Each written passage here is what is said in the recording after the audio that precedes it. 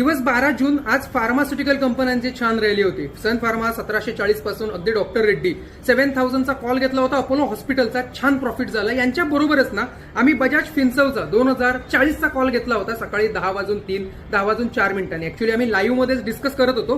Google मीटवर आम्ही छान discuss करत असतो. याचं काय होईल त्याचं काय होईल डिस्कस कसं करतो दाखवतो तुम्हाला. आम्ही ना आमच्या स्क्रीनवरती याचा चार्ट लावतो आमच्या इंडिकेटरवरती. आमचा इंडिकेटर ना एंट्री टार्गेट 1 टार्गेट 2 देतं. एंट्री होती 42.90 ला समथिंग. आम्ही 41 अबोच याला घेतला होता.